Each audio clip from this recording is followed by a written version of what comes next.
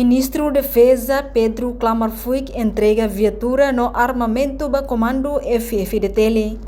Governo lihusi Ministro da Defesa contra Almirante Donaciano da Costa Gomes Pedro Klamervuik entrega viatura no mos armamento do comando falentil Força Defesa Timor-Leste e a recinto quartel-general Fatuhada dele. Segunda-feira, Loron Ronulo recensia Fulanzulho Tinangé. A foi entrega, Klamervuik informa, hoje e a oportunidade ida para entrega transporte de tática pessoal no armamento nebe rola parte e aquisição tinang kotuk niang. Liu aquisição hirak ne hotu e enquadramento da lei programação militar niang. Nebe sai ona e tinang kotuk no hahu implementa ona.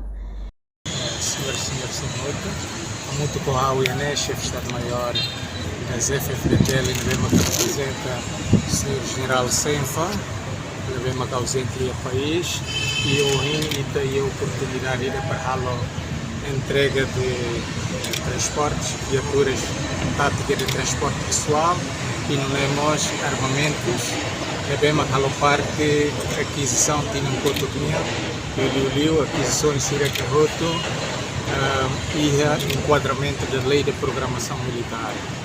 Lei da programação militar, lei da Navema que sai a Tinancoto e a Tinancoto quedas, começa a implementar e a implementação NEMA que resulta aquisições de viaturas balão na Navema da Bolsonaro, entrega ao Rindualo e armamento ou quantidade na Navema que solicitado ou requisitado, halamos entrega hoje.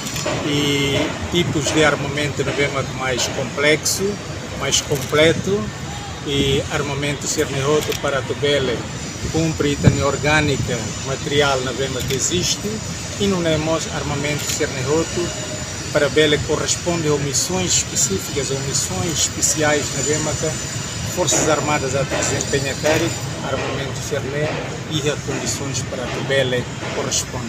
Na parte da modernização equipamentos? Sim, a lei da programação militar, né?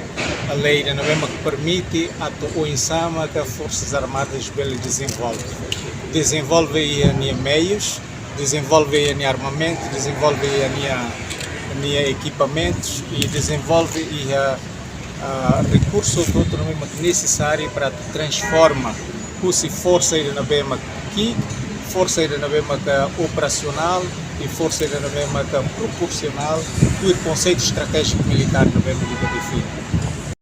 E a Fatin Hanesang, chefe Estado-Maior FFDTL, Brigadeiro General José da Costa Trix Hateteng, equipamento Sirane, FFDTL Seihare, onde utiliza meio Sirane, bele cumpre missão nebe político Sira, foba Força Armadas. Reportagem Malanha, Conceição, Televisão Timor-Post.